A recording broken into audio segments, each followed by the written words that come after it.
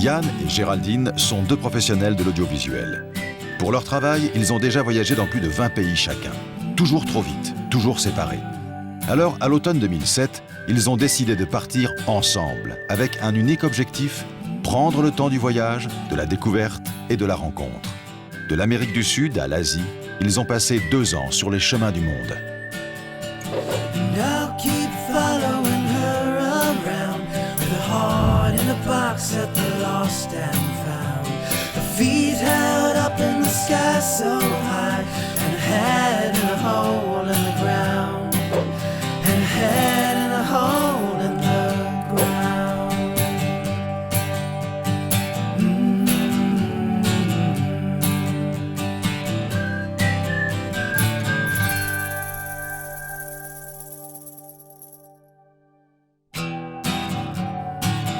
Après leur découverte de Kuala Lumpur, Yann et Géraldine sont repartis sur les routes de Malaisie au volant d'Achille.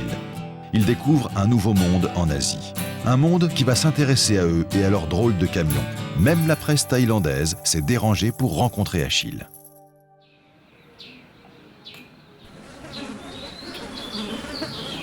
Ah, ça m'énerve, regarde. Et on tous. 15 tonnes de moustiques. Même le matin, ils décrochent pas. Ça met toujours de bonne humeur. Un réveil un petit peu difficile ce matin. On a passé une super mauvaise nuit, on s'est fait bouffer par les moustiques. Mais sinon, tout va bien. Il est à peine 6 heures.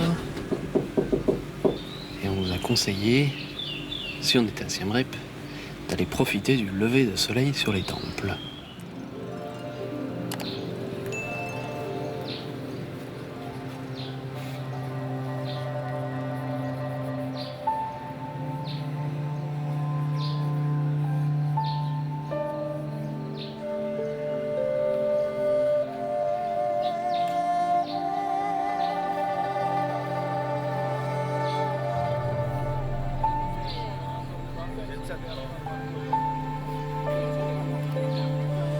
J'avoue que c'est pas ma spécialité de me lever de bonne heure. Mais quand on voit le spectacle d'Angkor Wat au lever du soleil, je me dis que ça vaut le déplacement.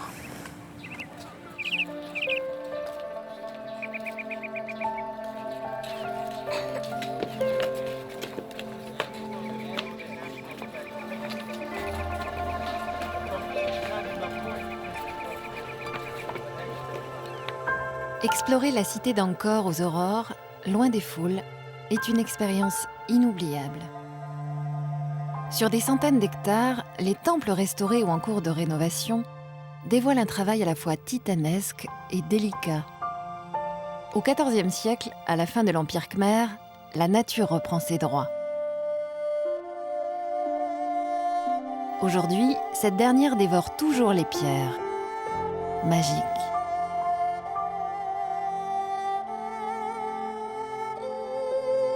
Angkor exerce vraiment un pouvoir d'attraction.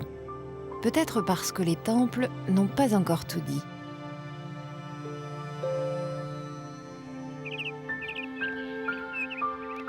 Si vous êtes un adepte des puzzles, le temple du Buphaong est vraiment un endroit pour vous. Il y a plusieurs dizaines d'années, des archéologues français avaient décidé de démonter le temple pour le consolider à sa base, puisqu'il était en train de s'écrouler. Et puis ces archéologues ont été chassés par les Khmers rouges qui ont pris le pouvoir au Cambodge. À la fin de l'ère Khmer rouge, d'autres archéologues ont repris le projet en route.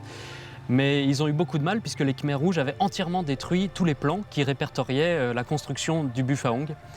Et c'était un vrai cauchemar pour eux puisqu'ils ont dû reprendre pièce par pièce et essayer de reconstruire un petit peu à tâtons ce puzzle. Et aujourd'hui, ils n'y sont toujours pas arrivés et on se trouve ainsi dans une forêt de plusieurs hectares, jonchée de pierres qui ne demandent plus qu'à être réassemblées.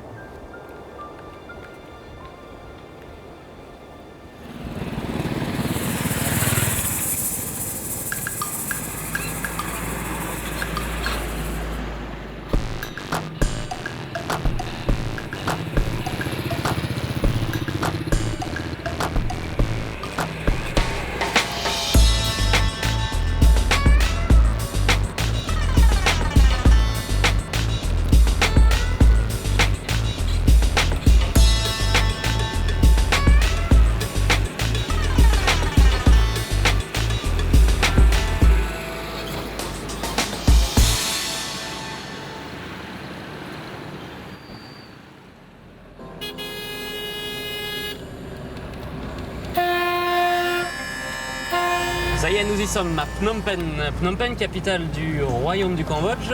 Vu la chaleur et le trafic, on va vite aller trouver un parking pour Achille. Et puis on va visiter cette ville soit à pied, soit en tuk-tuk, soit en moto. Parce qu'en camion, c'est quasiment impossible.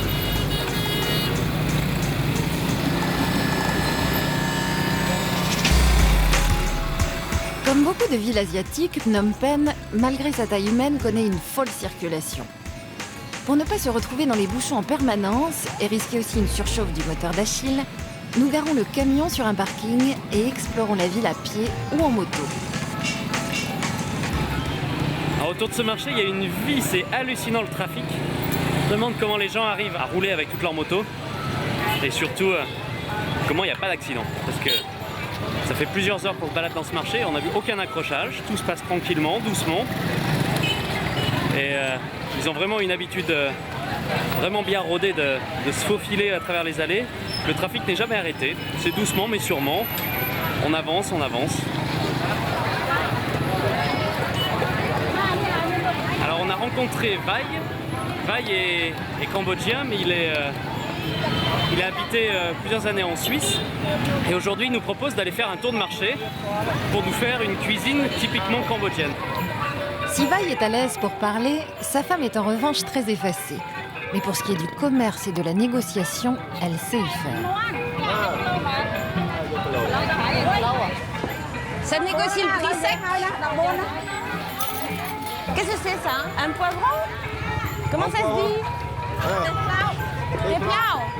Ça, c'est des desserts de riz collant. Du riz collant. Ouais, du riz collant. Tu mets un petit peu du lait noix de coco, sucre de canne.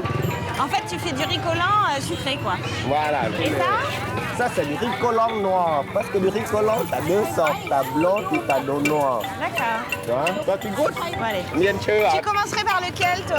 Ouais, pour moi. Vas-y, toi d'abord.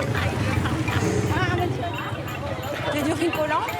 Ça se mâche longtemps. L'autre bagnole. Non, mais c'est très bon.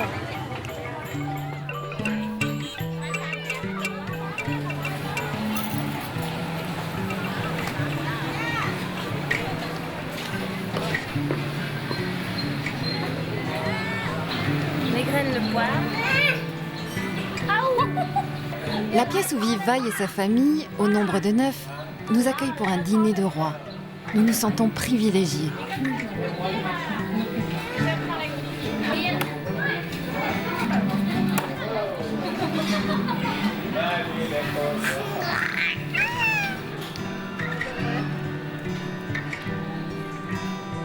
Very good. Alors on n'est pas des spécialistes de la cuisine cambodgienne, mais pour goûter ça on sait faire, donc ça va être excellent. Franchement, on a trouvé des vrais cordons bleus cambodgiens.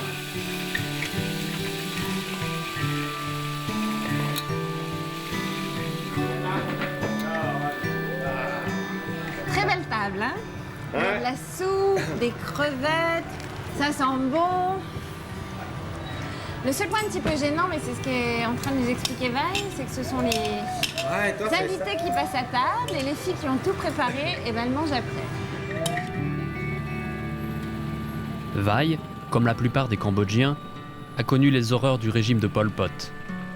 À Phnom Penh subsiste un lieu, le S21, qui à lui seul fait prendre conscience du génocide cambodgien commencé en 1975.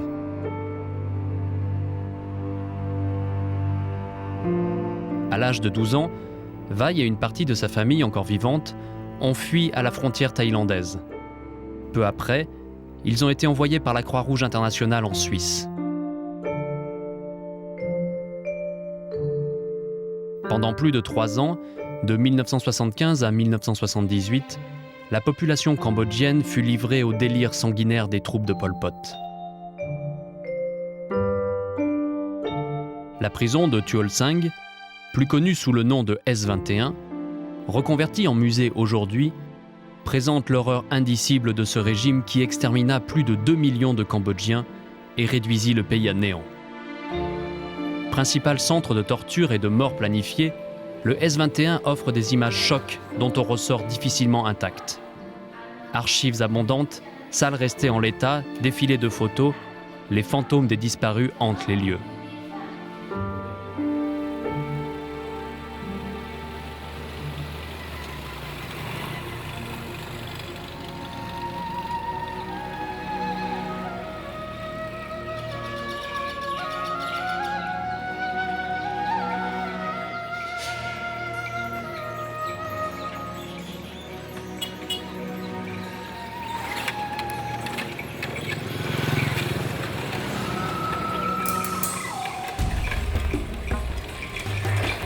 La région de Krassier, au nord, est pourvue d'îlots comme celui de Koh Trong. Facile d'en faire le tour à vélo en quelques heures. $2. For two. $1. $1. Yes. Okay. Okay. And where we go here? You go here around this. Ok. Ok, good. Je vais quand même vérifier l'état des pneus parce que j'aimerais pas crever par cette chaleur-là et réparer en plein soleil.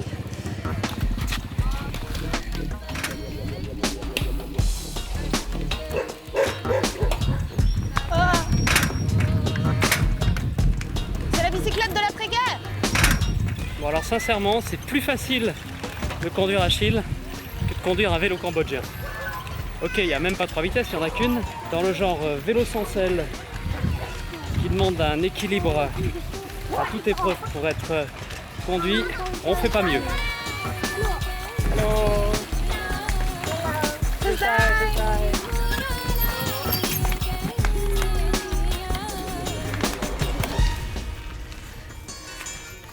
Ah, une première petite pause pour les fesses. Ah, je vais quand même vous montrer l'état de la selle, ça vaut le détour. Ça s'appelle une selle cambodgienne. Je crois pas que je ferai un tour du monde comme ça en vélo. Hoi. Ôi. Hỏi bạn kia.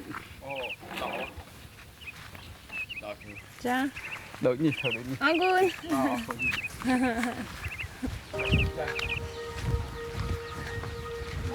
Ouais, c'est ça. Ça, c'est sa maison. Hi. C'est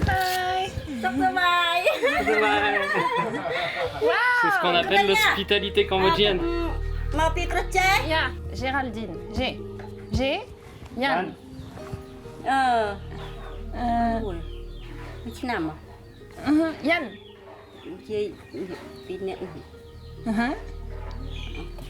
Ah. La traditionnelle question de savoir si on est marié et surtout si on a des enfants et quand est-ce qu'on va en faire. Ouais, notre Khmer est un petit peu limité.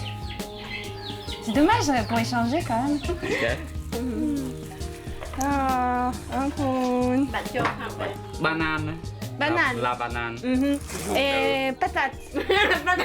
Mấy cà lông. Đang chơi bằng.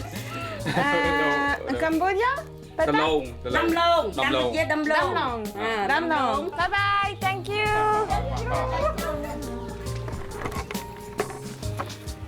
On va pas s'arrêter tout le temps comme ça parce que sinon on aura à manger pour les 2 semaines à venir. Oui, je pense que si on fait chaque maison de l'île, à mon avis, dans 3 jours, on n'a toujours pas fini.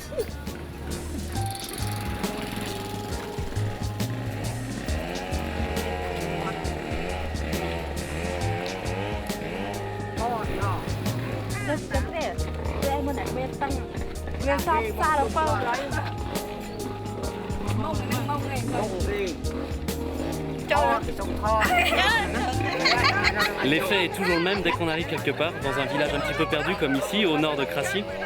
En fait, la moitié du village débarque parce qu'ils forcément n'ont jamais vu un vieux camion comme Achille, encore moins aménagé en maison roulante. Et c'est assez rigolo de les voir visiter et être complètement étonnés de la petitesse du lieu et de tout le confort en fait qu'on a à bord.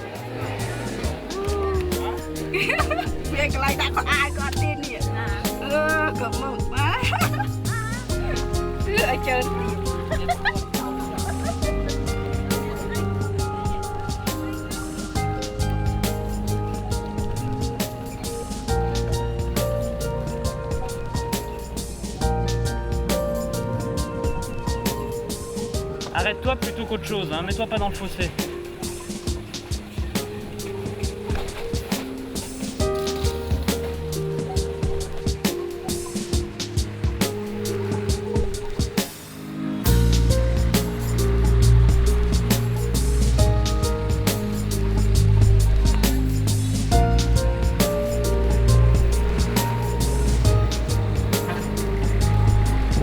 Ce qu'il faut savoir, c'est que le Cambodge est un pays encore en voie de développement avec beaucoup d'aide internationale et que tous les ponts sur le Mekong sont construits par des pays étrangers.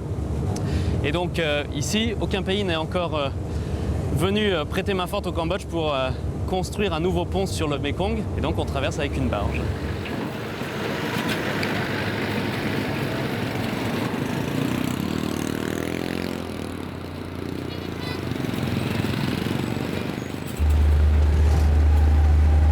On parcourt en ce moment nos derniers kilomètres en terre cambodgienne. On se dirige doucement vers le Vietnam et le passage de frontière entre le Cambodge et le Vietnam s'annonce l'un des plus difficiles pour nous puisque le Vietnam en fait interdit toute entrée de véhicules étrangers sur son sol et donc Achille est, le moins qu'on puisse dire, pas vraiment le bienvenu.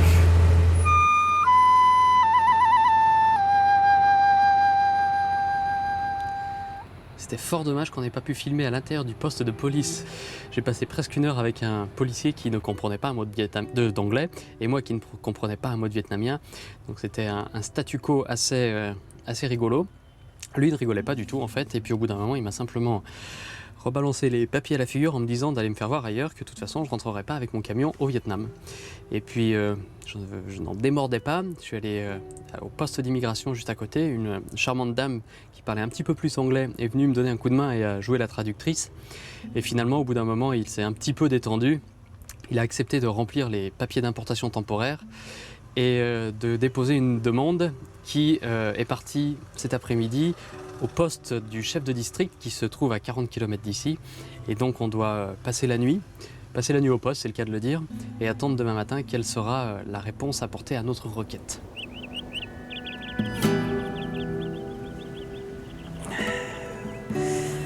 Film dès le matin, c'est quand même dur. Hein.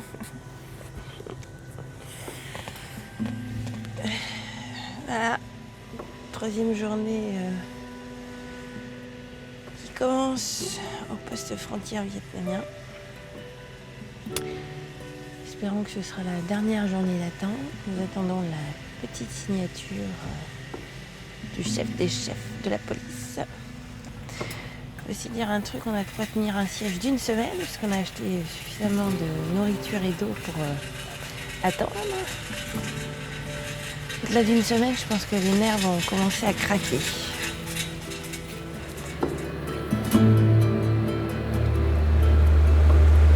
Ça y est, nous voilà au Vietnam. Alors ce matin c'était un petit peu pas gagné. On savait pas trop ce qu'allait se passer. La police des transports ne nous donnait pas une grande chance d'entrer sur le territoire vietnamien et puis d'un coup tout s'est débloqué. On a eu une carte grise temporaire pour Achille, on a eu des plaques de transport. L'immigration, oula, ça commence, c'est la circulation vietnamienne.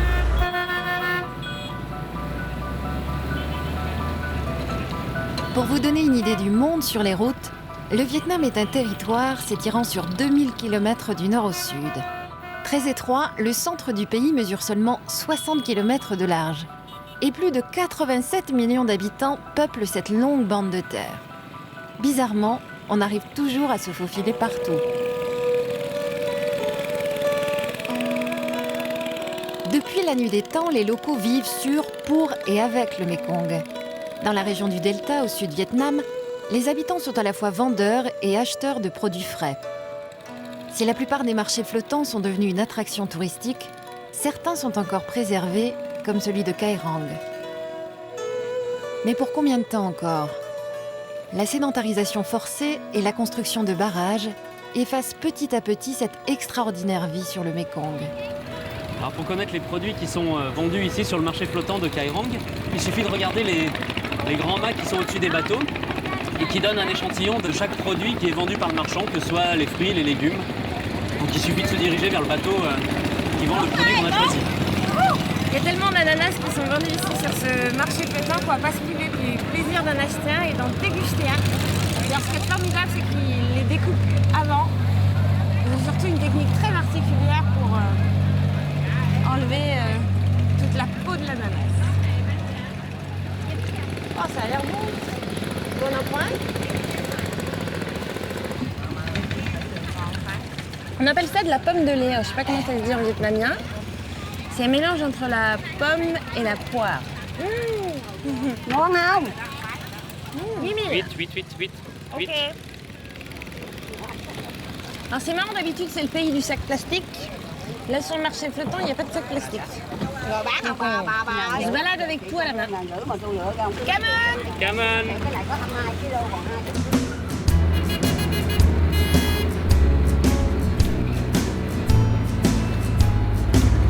Ça y est, on a quitté le delta du Mékong et on se dirige à présent vers le nord.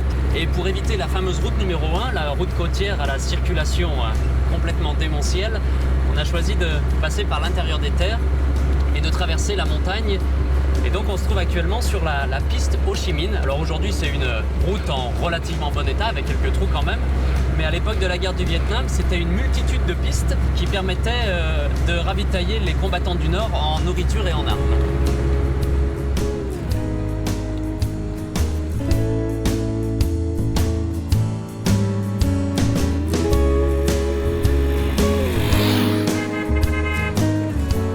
L'option montagne n'est pas au goût d'Achille. Des bruits bizarres nous alertent. À mon avis, c'est on voit il y a une mâchoire de frein qui est en train de sortir du tambour de frein. Ça voudrait dire qu'il y a une mâchoire qui est en train de qui s'est détachée du tambour. Ça craint? Bah, je sais pas si ça craint, pour le moment ça freine, mais ça fait du bruit, j'espère qu'on va pas tout éclater. L'un des points positifs dans ces galères mécaniques, c'est la curiosité qu'Achille suscite. Avantage, nous trouvons facilement de l'aide. À chaque fois avec des bouts de ficelle, les petites mains supplémentaires nous permettent de repartir. Normalement il a rien fait, il a démonté, c'est tout. Et il remonte sans regarder dedans. Comme je n'ai jamais démonté de frein de ma vie, je suis bien obligé de faire confiance à ce mécano. Mais est-ce que c'est vraiment un problème de frein ? Je n'en sais rien en fait. Après quelques kilomètres, la réparation semble tenir. Il nous reste 160 km avant d'arriver à Hoi An. On espère que les freins ne vont pas lâcher. En tout cas, on a été super accueillis par ce petit mécanicien au bord de la route. Et preuve de l'hospitalité des Vietnamiens, il a catégoriquement refusé le billet de 50 000 dong, c'est-à-dire à peu près 2 €, 2,50 € que je voulais lui offrir parce qu'il ne voulait pas être payé. Et pour lui, c'était vraiment un honneur de servir un étranger qui s'était perdu au milieu de ces montagnes.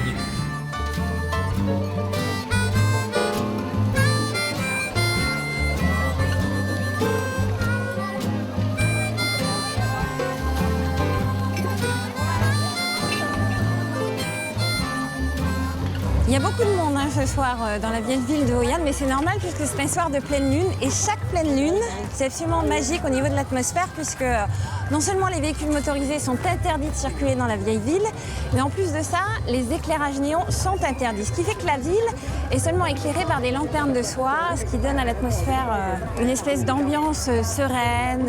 C'est merveilleux. Cặp đàn lòng phố cổ của chúng tôi và chúng tôi là được xin được trân trọng kính mời tất cả quý vị và đến với phố cổ hôm nay ngoài những trò chơi dân gian như là đập trò của chúng tôi. On est sur la place publique, il doit y avoir un jeu qui s'organise, on ne comprend pas tout évidemment. Sauf que ma voisine dispose d'une plaquette en bois avec 3 symboles. Attendons de voir la suite et voir comment elle va jouer. Pour annoncer la couleur des cartes au public, tout passe par le chant. Les deux animateurs prennent leur rôle très au sérieux.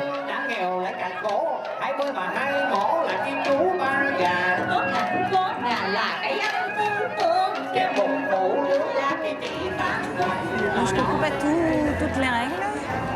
Je sais qu'ils ont 3 symboles sur leur plaquette. Mais en fait, ils ont les 3 symboles là qu'ils ont sur leur plaquette, et puis il y a certainement un des responsables du jeu qui tire les baguettes dans le pot. Et sur les baguettes, il y a les mêmes symboles en fait sur leur plaquette. Et c'est comme une sorte de jeu de loto en fait. L'ambiance est tellement sympa que je ne résiste pas à l'appel du jeu. So I have to show it. Yeah, please show the same word. If you have the same word, you are a winner, but not the same. Les hommes en jaune sont chargés de distribuer un drapeau après vérification de la tablette gagnante. 3 drapeaux et c'est bingo.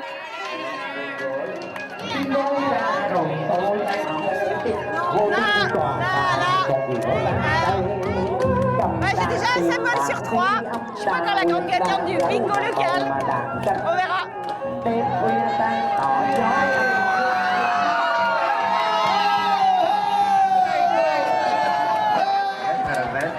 C'est la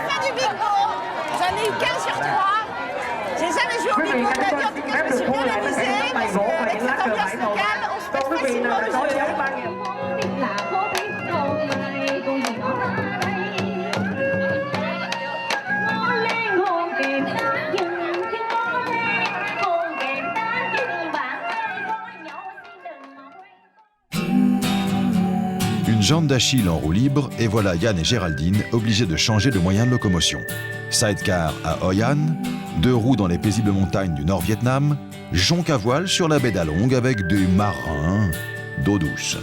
Ils iront même jusqu'à tenter la balade à dos d'éléphant au Laos. Alors forcément, tout ça, ça secoue.